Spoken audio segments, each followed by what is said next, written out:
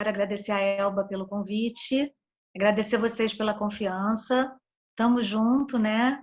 Se tem uma coisa que esse tempo tem nos ensinado é que a gente não consegue fazer nada sozinho, que a gente precisa de ajuda. E toda ajuda é muito bem-vinda.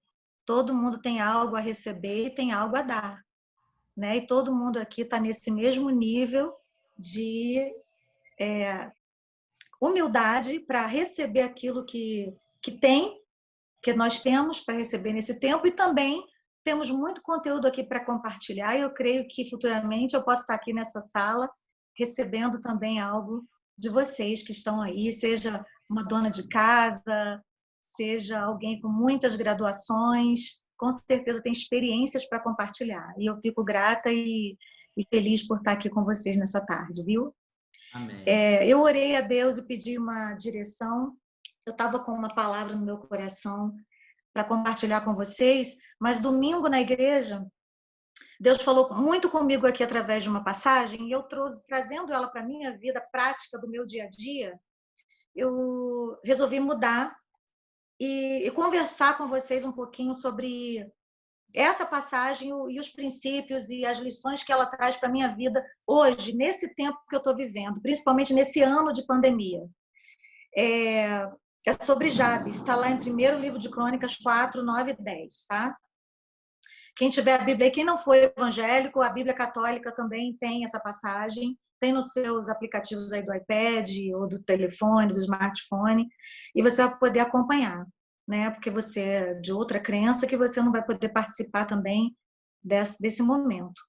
Então, ali no 1º livro de Crônicas 4, versículos 9 e 10, diz assim: Jabes foi o homem mais respeitado da sua família. Sua mãe lhe deu o nome de Jabes, dizendo: muitas dores o dei à luz. Jabes orou ao Deus de Israel: abençoa-me, aumenta as minhas terras, que a tua mão esteja comigo, guardando-me de males, livrando-me de dores. E Deus atendeu o seu pedido. Alguns tradutores dizem que esse nome significa com muitas dores o dei à luz, ou gerado com dor, ou deserto, aquele que causa sofrimento. O nome dele era ligado a essa questão, né, da dor, do sofrimento. E eu extraio algumas lições aqui desse texto que eu quero compartilhar com você, que está trabalhando, que está na lida, que está no dia a dia, que está vivo nesse tempo. Porque a primeira coisa que a gente precisa entender é que se Deus está deixando a gente viver nesse momento, nesse tempo e nessa geração, Deus tem um propósito com isso. Deus tem algo com isso. A gente não está aqui por acaso.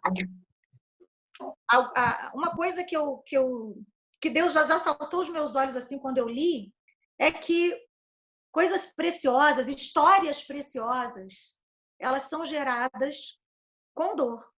Sabe, a gente não faz nada na vida sem esforço. Pedras preciosas, elas não são achadas, pedras preciosas na superfície. A pessoa tem que cavar a rocha, ela tem que se esforçar para encontrar. Pérolas, elas são resultado de quê? Da dor de uma ostra. Se você tem buscado algo precioso na sua vida, no seu empreendimento, no seu negócio, aí na Central Gospel Negócios, você que está buscando algo precioso nesse negócio que você se dispôs a realizar, você precisa se preparar para imprimir esforço nisso. Porque não vai ser uma coisa fácil, não é deitado na rede tomando suquinho de laranja e água de coco que você vai conseguir.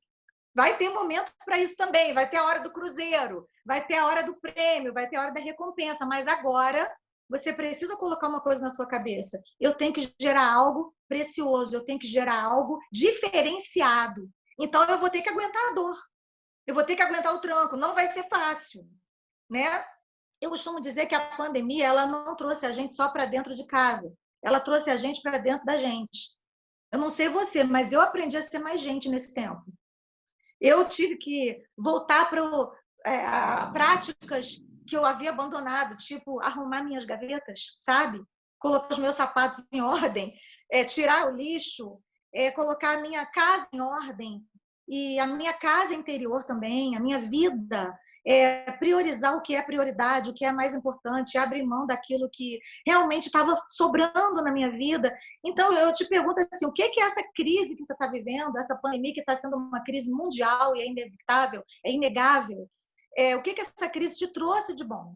O que você fez de bom nesse tempo? Eu considero que a Central Gospel Negócios é algo de bom que apareceu na crise. Vocês concordam comigo? Que é algo de bom que foi gerado para que a gente possa fazer algo com isso que está acontecendo. Porque não é só o que eu estou vivendo, mas o que eu vou fazer com isso. E a gente que conhece a palavra de Deus gosta de usar esse versículo, eu acho que ele é muito apropriado, de Romanos 8, 28.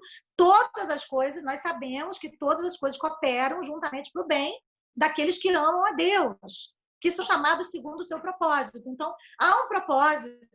Nesse momento, há um propósito na sua vida, no seu chamado, até no seu trabalho, nisso que você está realizando de relevante, porque o que você vive não tem a ver só com você, tem a ver com uma gama de coisas, com uma quantidade enorme de pessoas, você talvez seja o provedor do seu lar, então você tem um propósito que é sustentar a sua família, e você precisa realmente imprimir esforço, sabe, aguentar a dor, a crise, aguentar o tranco, para conseguir seguir em frente. Deus conta com esses guerreiros. A segunda coisa que eu aprendi aqui nesse texto, e que eu quero compartilhar com vocês, que eu trouxe para a minha vida pessoal, foi que apesar de Jabes ter sido gerado com dor, né, a ponto dele ter recebido um nome que tinha a ver com a dor que a mãe teve no sofrimento do seu parto, ele foi mais notável. Ele foi mais notável do que a sua dor, ele foi notável na sua trajetória. Se você ler todo esse capítulo aí de Crônicas, você vai ver que ele só fala de genealogia. A gente está vivendo um tempo em que só se fala de quê? De pandemia, de crise, de doença. Você liga a TV, só se fala em morte, é obituário, não é noticiário. Mas alguém se levanta no meio dessa mesmice, no meio dessa rotina, e cria algo diferenciado do qual você pode fazer parte. E você pode mudar a sua história e a história de muitas pessoas que você influenciar. A minha pergunta é, você vai ficar conformado com a maneira como as coisas estão acontecendo ao seu redor ou você vai ser notado no meio da crise? Se você quer ser notado, ou seja, notável, no meio de uma história monótona, onde só se fala em morte, em perdas, e eu sei que isso é uma realidade, e eu lamento muito por quem perdeu pessoas, eu não estou aqui insensível a isso, eu sei o que é perder alguém, e é horrível, e é uma dor insuportável, mas eu quero dizer para você que no meio de todas essas perdas, no meio de toda essa crise, Deus pode fazer com que você seja notável, mas você precisa querer, você precisa se posicionar para que isso aconteça. E Jabes fez isso, sabe? Ele não tomou a forma da sua dor, ele não se conformou. E aí entra outro versículo que a gente conhece de cor salteado, pelo menos os que são crentes aqui, que é Romanos 12, 2. Não se conformem, não se amoldem, não tomem a forma, o padrão desse mundo, mas transformem-se pela renovação da sua mente, para que vocês sejam capazes de experimentar a boa, perfeita, agradável vontade de Deus. Qual é a vontade de Deus? É que a gente seja feliz, é que a gente seja abençoado. Claro que é. Eu vim para que tenham vida, e vida em abundância. O que Jabes fez? Ao invés de ele ficar conformado com a crise ao redor instalada, ele disse, abençoa-me, Senhor. Quando ele está dizendo isso, ele está dizendo, eu sei que eu estou autorizado a prosperar, porque ser abençoado é ser autorizado a prosperar. Se eu já tenho essa autorização de Deus, então eu vou seguir nessa direção. Eu quero dizer para todos vocês aí que estão me ouvindo, eu não consigo ver a carinha de todos, que já existe uma autorização para vocês prosperarem. Já existe. Essa autorização já foi dada por Deus, então faça a sua parte. Faça a sua parte. Lá em Deuteronômio 25:4 tem uma lei que diz assim, ó, deixa o boi comer enquanto ele trabalha. Não amordace a boca do boi que trabalha. O que ele está dizendo? Cara, deixa o boi ser feliz, porque ele está trabalhando, ele está fazendo algo de relevante. Então, ele precisa, se ele quiser comer alguma coisa, se quiser beliscar alguma coisa quando trabalha, sabe? Ele não pode ser amordaçado, ele precisa estar livre para fazer aquilo que ele foi chamado para fazer. E você também precisa estar livre para viver a sua melhor versão enquanto você desempenha a sua função. Porque você tem que estar inteiro para desfrutar daquilo que você vai colher, que é fruto do seu trabalho digno, justo. Deus quer que você seja abençoado, prospere, seja feliz, mas esteja vivo para desfrutar disso. Eu sempre digo isso para as pessoas. Se eu tenho que sofrer o que eu tenho para sofrer, se eu tenho que chorar, se eu tenho que viver as lutas que eu tenho para viver na vida, tudo bem, eu vou viver intensamente cada um desses momentos, mas eu vou seguir acreditando que lá na frente, quando eu desfrutar de algum momento bom, de algum momento de alegria, eu vou estar inteira, eu vou estar íntegra. Então é preciso que a gente tenha prazer naquilo que a gente faz. Eu quero incentivar você a não apenas trabalhar porque você tem que trabalhar, mas trabalhar com alegria, entendeu? Trabalhar com gozo, sabe? Sabendo que aquilo que você está fazendo, ele tem uma relevância para você mesmo, para os outros ao seu redor e até para Deus. O pastor Silas, ele fala uma coisa que eu guardo sempre, eu sempre digo nas minhas mensagens, que Deus, ele faz tudo o que ele tiver que fazer. Ele move céus e terra naquilo que não cabe a nós. Mas naquilo que cabe a nós, ele não vai mover uma palha. Isso é nossa função, né? Então, tem hora que eu quero dizer para vocês que o que a gente mais precisa na vida não é de uma boa memória para lembrar da dor do passado que nos formou, mas é de um bom esquecimento. A gente tem hora que precisa esquecer do que ficou para trás, como o apóstolo Paulo disse, avançar, né? Em direção às coisas que estão diante de nós, porque a gente tem um alvo.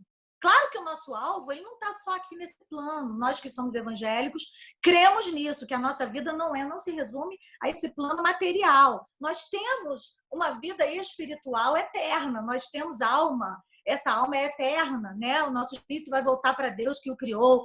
Mas enquanto nós estivermos aqui, é com a gente, porque os céus são os céus do Senhor, mas a terra ele deu para nós.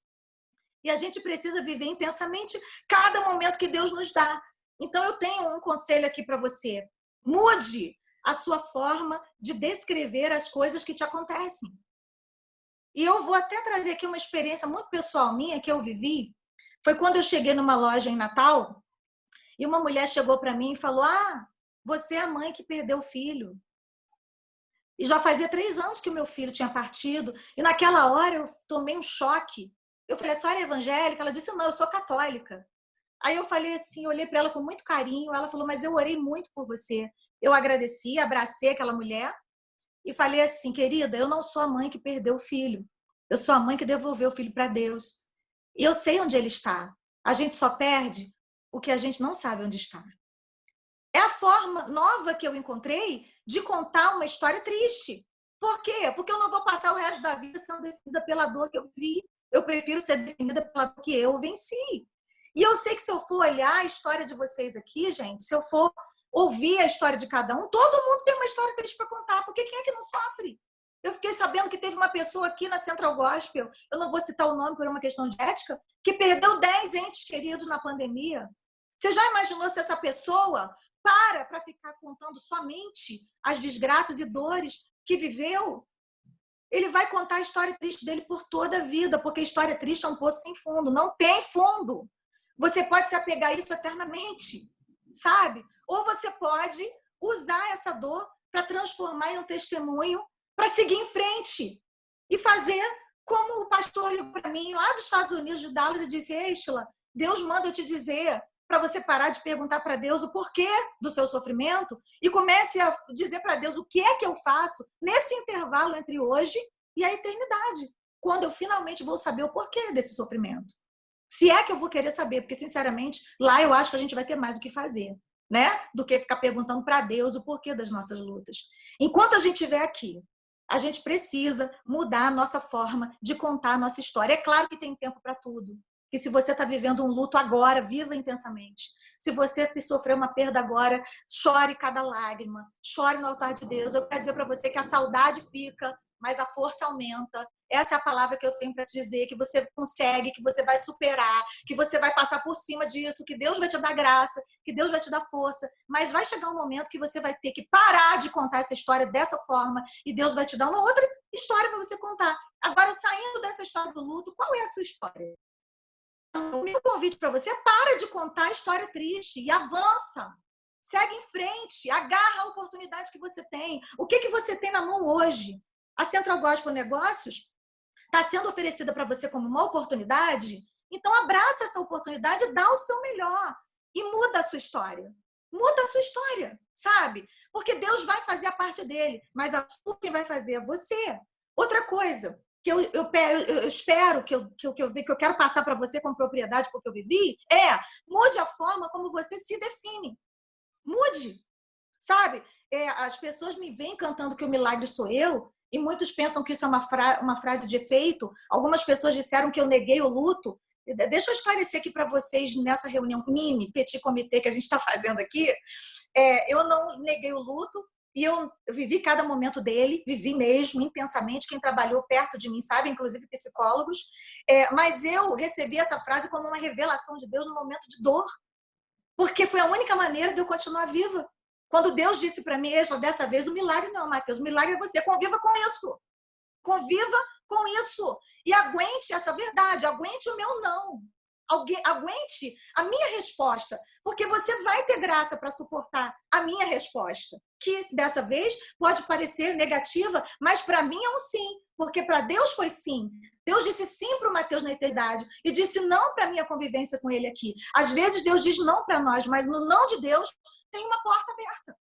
Sabe, eu vi nisso uma oportunidade de abençoar outras vidas, de escrever novas canções, de escrever livros e de continuar seguindo em frente. E eu convivo com essa saudade com a graça de Deus. Mas agora eu me defino da seguinte forma: o milagre sou eu. E você também é um milagre dentro da sua perspectiva de vida. Você também é um milagre dentro da sua história de vida, sabe, dentro da sua realidade. Levando em consideração as perdas que você viveu, os abusos que você sofreu, as oportunidades que você não teve, as faculdades que você não fez, ou aquelas que você fez, mas se frustrou com elas, ou os relacionamentos falidos, sabe? Ou a falência da empresa, as coisas que você viveu na vida. O milagre é você. Para pensar na sua história. Você que está me ouvindo aí, você que está vendo a minha cara nessa telinha aí, eu não consigo ver todos os rostos, mas você está me vendo. Eu sou um milagre, mas você também é, tá? E eu não estou dizendo isso para você ficar com pena de mim. Eu estou dizendo isso para você entender que assim como Deus tem feito na minha vida, Ele vai fazer na sua, na área em que você atuar. E eu quero liberar essa palavra aqui sobre você. Em quarto lugar, eu quero te incentivar a acreditar no potencial que a crise tem de te fazer crescer. Olha o que Jabes disse, esse que foi notável no meio de uma lista de genealogia. O cara, Deus conta a história do cara no meio de uma lista onde só tinha genealogia. Para tudo para contar a história dele, que ele merece destaque. Ele chega e diz assim: aumenta minhas terras, Deus, amplia as minhas fronteiras. Ou seja, me dá novas ideias, me ensina a prosperar, porque autorizado eu já estou. Você já está autorizado. Agora você precisa pedir a Deus sabedoria para usar as ferramentas que você já tem. Você tem um cérebro, você tem inteligência, você tem olhos, você tem ouvidos, você tem boca para falar, você tem os teus sentidos aí funcionando. Então, use isso. Peça a Deus que te dê inteligência para crescer. E crescer dói, gente. Eu vou logo dizendo que crescer dói. Você não lembra quando você estava crescendo? Que tinha que mudar o sapato que estava apertado, comprar o outro maior, ou que você comprava já um sapato 2 números maior para o seu filho para poder caber um pouco mais, para economizar. Quem nunca, né? Eu já fiz isso. Eu lembro que uma vez eu levei um susto enorme na minha casa, porque o Lucas, com 6 anos, 5 anos de idade, ele não conseguia levantar. E quando eu fui ver, ele estava caído no chão e não conseguia levantar do chão. E eu falei: meu filho, o que é que você tem? Pensei que era paralisia infantil. Levei o garoto para o hospital, levei para emergência, fiz tomografia, fiz ressonância. Ele passou o dia no hospital fazendo a investigação. Quando terminou tudo, o garoto já estava bom, andando. O médico falou assim: mãe, não se preocupe, é a dor do crescimento. Isso é normal, em algumas crianças dá. Então tenha paz, entendeu? Seu filho amanhã já está bom, e foi o que aconteceu. No outro dia ele estava bom, correndo, brincando, aprontando tudo de novo, porque a dor do crescimento é assim, ela dá e passa. Mas você precisa primeiro entender que isso acontece, que crescer dói, que crescer requer desapego. Por exemplo, crescer o pé, vai ter que trocar por um sapato, mas vai ter que desapegar do antigo. A roupa ficou apertada, ficou pequena, passa para frente. Compra outra que cabe. Eu vou dar um exemplo aqui prático meu na vida. Eu tenho 25 anos de história no meio da música evangélica, tá, gente? Eu tenho 25 anos de ministério, 48 anos de vida, né? Porque tá no Google mesmo, então eu tenho que dizer a minha idade, não dá nem para esconder. 25 anos de casada que eu vou fazer agora. Quando eu casei com o Odilon, que é irmão da Elba, a Elba conhece a minha história, sabe de tudo, né, que eu vivi.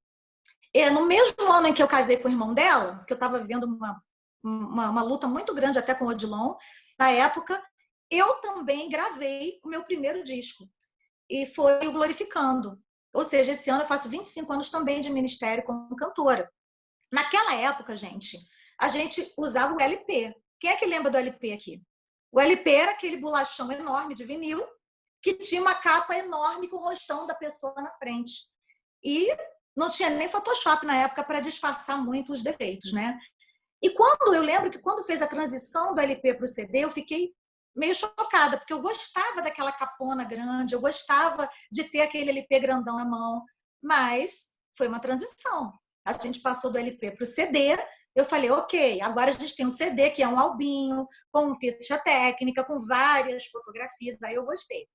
Tinha que fazer sessão de fotos, tinha que fazer todo aquele esquema para ter, né, para um CD bem feito, bem produzido. Depois eu saí do CD para a era digital e foi pior ainda para mim, gente, porque eu demorei muito a me acostumar com esse novo formato de música. Eu confesso que para eu baixar uma plataforma de streaming foi um custo, porque eu falei, eu não gosto, eu gosto de CD físico, eu gosto de andar no carro com aquele trambolhão de CD, eu gosto daquilo, e os carros começaram a ser fabricados sem aparelho de CD. E aí eu falei, tô ferrada agora, porque agora não tem como carregar os CDs, eu vou ter que me render a isso. E eu tive que me render, gente. Eu tive que entrar nesse mundo. Eu tive que fazer curso. Eu tive que aprender a mexer com Spotify, com Deezer, com a Amazon, com YouTube Music. Eu tive que dar um gás no meu canal do YouTube. Outra coisa que eu tive que aprender nesse tempo de crise foi que a minha plataforma de pregação, ela tinha que ser ampliada. Aonde? Dentro da minha própria casa.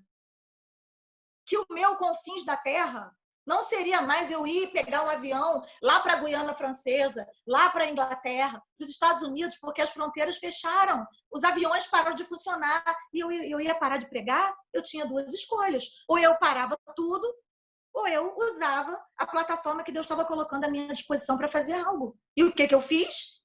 Eu peguei, dei um gás no meu canal do YouTube, pedi ideias, sentei com pessoas que conheciam do negócio, perguntei o que fazer, pedi ajuda aos amigos, sabe? Porque se tem uma coisa que pelo menos as redes sociais nos dão, é a capacidade de a gente estar perto das pessoas que estão longe, né?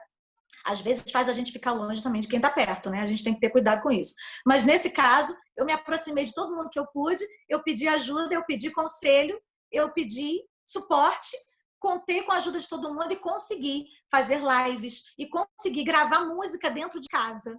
Vocês têm noção? Eu consegui colocar um microfone aqui, botar câmeras e com todos os cuidados devidos a gente fez tudo. Eu lancei, eu acho que eu nunca lancei tanta música como eu lancei nesse ano, porque eu fiquei doida. Falei assim, não, eu não vou ficar pirada aqui, passando mal, pensando na morte e nos meus problemas. Porque eu tenho problemas, gente, assim como vocês. O meu problema não foi só que eu, há 4 anos atrás, me despedi de um filho. Eu tenho problemas hoje, que são reais, que são problemas do meu dia a dia. Eu também tenho contas para pagar, eu tenho filho vivo. E alguns dos meus problemas, para completar, ainda são expostos nas redes sociais para todo mundo ver. E eu não posso paralisar com isso. Eu preciso fazer algo, transformar isso em arte, transformar isso em testemunho para a glória de Deus, fazer algo de relevante com isso. E Deus tem me ensinado, Deus tem me dado graça, sabe? Deus tem me dado condições para trabalhar, para imprimir esforço, para acreditar que, apesar de tudo que está acontecendo, Deus tem prazer em ampliar minhas fronteiras, em ampliar os meus negócios, em me fazer prosperar, mesmo em tempo de adversidade, em fazer com que o meu deserto floresça. E eu posso dizer para vocês que eu tenho vivido isso. Eu tenho vivido momentos alegres, momentos felizes, momentos de realização pessoal, sabe? Momentos de dar gargalhada sem culpa, de seguir em frente e de me satisfazer com aquilo que Deus me dá hoje para fazer. Então, mas o que eu tive que fazer? Ampliar minhas fronteiras, sabe? Mesmo no tempo da crise, ampliar minhas fronteiras, me desapegar do que ficou para trás, abraçar o novo. Vocês precisam estar muito inteirados sobre essa questão da tecnologia. É preciso que vocês se aprofundem nisso, porque é uma ferramenta de trabalho hoje em dia, não é só de entretenimento. Seja você jovem, seja você mais velho, entenda que seu Instagram, seu Facebook, seu WhatsApp, seu canal do YouTube, o que quer que você tenha, não é só para você ficar vendo o Felipe Neto falar, não é só para você ficar vendo série da Netflix, não é só para você ficar vendo nem mensagens de pregação, que são maravilhosas, mas que tem o seu momento, mas não é o dia todo. Você precisa fazer curso, você precisa mergulhar dentro da área que você se propôs a trabalhar, você precisa anotar boas ideias, você precisa usar todas essas ferramentas para divulgar o seu trabalho, para compartilhar nos seus grupos de WhatsApp o seu trabalho, o que você faz. A Central Gospel Negócios, essa empresa que é multinível, ela tem que ser compartilhada, e o WhatsApp é a melhor maneira de você fazer isso. Os seus grupos de direct, você pode criar grupos de direct no Instagram, você sabia disso? Que no Instagram, você tem como fazer no seu direct do Instagram vários grupos de 30 pessoas. E ali você pode compartilhar o que você quiser com aquele grupo específico. Eu estou falando isso aqui para vocês porque tem gente que não sabe disso. Né? Eu não sabia disso até pouco tempo. E olha que eu estou nesse mercado aí há anos. Então, amplie as suas fronteiras. Entenda que a crise é uma oportunidade de crescimento para qualquer pessoa. Quinto lugar, faça a sua parte com excelência. Mas jamais esqueça que existem coisas que só Deus pode fazer por você. Eu queria encerrar dizendo que é muito importante para você, seja de qual for, seja de qual religião você for, né? Eu não sei qual é a sua religião aí, você que está aí fazendo parte dessa reunião de Zoom, mas nós acreditamos num Deus soberano que está acima de tudo, que está acima de todos, que Ele é o Criador dos céus e da terra, e a gente acredita na proteção de Deus, na intervenção sobrenatural de Deus em tudo aquilo que a gente faz. A gente não é espiritual só quando está na igreja, tá? A gente não é espiritual só quando a gente está na igreja adorando a Deus. A gente é espiritual principalmente quando a gente está no trabalho. Porque é aqui que a gente tem que exercer o que a gente aprende lá. É aqui que a gente tem que ser exemplo.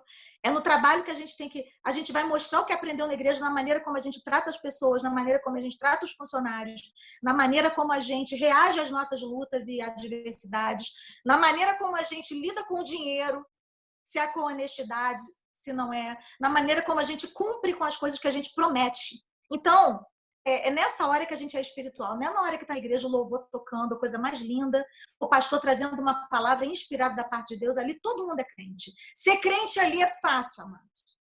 Agora, ser crente aqui, na Central Gospel Negócios, quando o patrão não está vendo o que você está fazendo, quando você tem que trabalhar, mas você está prestando contas, primeiro a Deus que está vendo. E depois aos outros. É isso que você precisa entender. Que o maior beneficiado naquilo que você faz não são as pessoas ao seu redor. É você mesmo. É você mesmo. Então, você precisa entender isso. Não ignore o poder e a presença de Deus todos os dias da sua vida naquilo que você fizer. Tudo que tiver a mão para fazer, faça conforme as tuas forças. Diz a palavra de Deus. Faça, imprima esforço, energia, alegria naquilo que você for fazer. Porque se você agir dessa forma, você vai ser bem-sucedido. Não tem como. Jesus, ele não prometeu que ia fazer tudo por nós, mas ele prometeu que estaria conosco. Ele disse lá em Mateus 28, eu estarei com vocês todos os dias, até o fim dos tempos, até a consumação dos tempos, eu vou estar com vocês. Ele está conosco, ele está vendo, ele está participando, ele quer se alegrar com as nossas alegrias, ele também se entristece quando a gente está triste, ele participa de cada momento humano. Nós somos gente, nós somos de carne e osso, e ele é tão humano que ele se fez gente para poder a gente entender que ele não quer que a gente seja anjo, ele se fez homem para que um dia nós pudéssemos também ter um corpo glorificado como ele e morarmos com ele na eternidade. Nós cremos nisso, mas enquanto não temos esse corpo glorificado, enquanto temos que pagar plano de saúde, comprar remédio na farmácia, enquanto a gente tem que participar de enterro, enquanto a gente tem que pagar as contas no fim do mês, a gente precisa fazer tudo isso com intensidade, com alegria, com prazer, desempenhando o nosso trabalho da melhor forma possível, para que a gente não viva focado nas nossas dores. A nossa dor não pode ser o centro da nossa vida.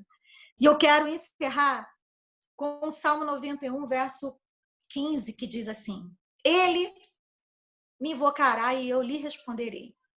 Eu estarei com ele na angústia.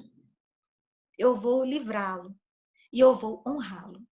Deus não prometeu nos livrar das angústias, mas ele prometeu nos honrar na angústia. Nesse tempo de crise mundial, de pandemia, tem uma promessa de honra para você. E eu quero que você, receba essa palavra. Deus quer te honrar na área financeira. Deus quer te honrar. Deus quer te honrar no meio da sua família. Ah, mas eu sou de uma família de fracassados e falidos. Mas é a última pessoa da sua família que foi falida, foi antes de você, porque você vai prosperar. Você vai prosperar e vai ajudar outros a prosperarem. Você vai ser honrado apesar da desonra que você tem vivido. Ah, mas a minha família é uma vergonha. Bem-vindo ao clube. Eu também passo vergonha na minha família. Mas eu sou serva de um Deus Altíssimo, poderoso, que prometeu estar comigo todos os dias, que prometeu estar comigo na angústia e que prometeu me honrar. Eu não sei de que maneira, mas ele está fazendo isso. Ele está me honrando através das canções que eu escrevo e que servem de inspiração para outras pessoas. Ele está me honrando cada vez que eu prego a palavra. Ele está me honrando cada vez que eu componho uma canção só para mim e canto só para ele, porque ele está presente aqui e eu sei que ele está. E isso é uma honra para mim. É uma honra ter Deus na minha vida. Deus vai te honrar também. Abrace essa palavra. Não fique desistindo antes de começar. Não pense que não vai dar certo, porque nada na sua vida dá certo. Vai dar certo a partir de você. Essa é a sua vez. Esse é o seu momento, é a sua oportunidade. E as oportunidades, elas são assim. Elas vêm na nossa vida. E quando a gente agarra e aproveita, elas funcionam.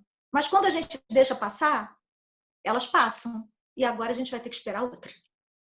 Ela não vai voltar. Elas não vão voltar. Não a mesma oportunidade, talvez outras. Não essa mesma. Deus está te dando essa. Então, abrace, siga em frente. Que Deus te conceda a honra de trabalhar dignamente, incansavelmente e de uma forma inteligente. Deus abençoe vocês.